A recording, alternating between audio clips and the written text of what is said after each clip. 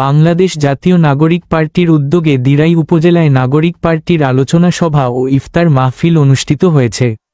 আজ বুধবার সন্ধ্যা 5:30টায় দিরাই গণমিলনায়তন হল রুমে এই আলোচনা সভা অনুষ্ঠিত হয়। দিরাই নাগরিক পার্টির আহ্বায়ক ওবায়দুল্লাহ তাহমিদের সঞ্চালনায় প্রধান অতিথি বক্তব্যে জাতীয় নাগরিক পার্টির কেন্দ্রীয় যুগ্ম সাধারণ সম্পাদক অনিক রায় বলেন, আমরা বৈষম্যহীন সরকার চাই না। আমাদের আন্দোলন ছিল বৈষম্যের বিরুদ্ধে। যদি আমাদের মাঝে বৈষম্যহীনতা দূরী না হয় তাহলে আমাদের আন্দোলন বৃথা যাবে। 24 বিনির্মাণে সমগ্র দেশের ন্যায় আমাদের দিরাই সাল্লা অবকাঠামো উন্নয়নে আমাদের নাগরিক পার্টির অগ্রণী ভূমিকা থাকবে। আমাদের দিরাই সাল্লা মানুষজন কি সরকারকে কর পরিশোধ করেনি যে নিজের এলাকা থাকতে অন্য জায়গায় কেন আমাদের সেবা গ্রহণের জন্য দৌড়াতে হয়? সকল বৈষম্যের বিরুদ্ধে আমাদের আন্দোলন চলমান থাকবে। তিনি আরও বলেন, দিরাই সাল্লায় উপজেলা সদর থেকে কোনো ইউনিয়নে যোগাযোগ ব্যবস্থা নেই। স্বাধীনতার 54 বছর পেরিয়ে গেলেও এই হাওড়াঞ্চলের মানুষ অবহেলিত। যেখানে বাংলাদেশে এগিয়ে যাচ্ছে সেখানে দিরাই সাল্লা বৈষম্যের শিকার হচ্ছে। আমাদের এই বৈষম্যে থেকে বেরিয়ে আসতে হবে। সমগ্র দেশসহ দিরাই সাল্লা উন্নয়নে জাতীয় নাগরিক পার্টির বিকল্প নেই।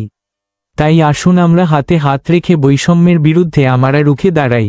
আমরা এই ন্যাশনাল সিটিজেন পার্টি একটি নতুন বন্দোবস্ত তৈরি করতে চাই, একটি নতুন রাজনৈতিক বন্দোবস্ত তৈরি করতে চাই। যেই রাজনৈতিক বন্দোবস্তে গুরুত্বপূর্ণ হবে জনগণ, গুরুত্বপূর্ণ হবে জনগণের অধিকার। আমরা ধর্মের নামে, বিশ্বাসের নামে, বিভিন্ন নামে মানুষের মধ্যে ভেদাভেদ তৈরি করতে চাই না।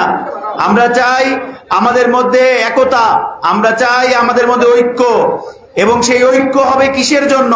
সেই ঐক্য হবে স্বাস্থ্যের অধিকারের জন্য, সেই ঐক্য হবে শিক্ষার অধিকারের জন্য, সেই ঐক্য হবে আয় বৈষম্য দূর করার জন্য।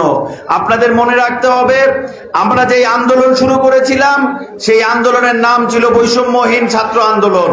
ফলে যতক্ষণ সমাজে থাকা নানান বৈষম্য আমরা দূর করতে না পারতেছি ততক্ষণ পর্যন্ত আমাদের লড়াই চলবে। আরও বক্তব্য রাখেন দিরাই উপজেলা জমিয়তের সাধারণ সম্পাদক মুক্তার হুসাইন সহ আরও অনেকেই। মুক্তার হোসেন বলেন, আমরা আর বৈষম্যের মাঝে থাকতে চাই না। হাওর পাড়ের মানুষ আর অবহেলিত থাকতে চায় না। ফ্যাসিবাদের বিরুদ্ধে আমাদের আন্দোলন চলমান থাকবে। উক্ত ইফতার মাহফিলে রাজনৈতিক, সাংবাদিক ও বিভিন্ন শ্রেণী পেশার মানুষজন উপস্থিত ছিলেন। আচ্ছা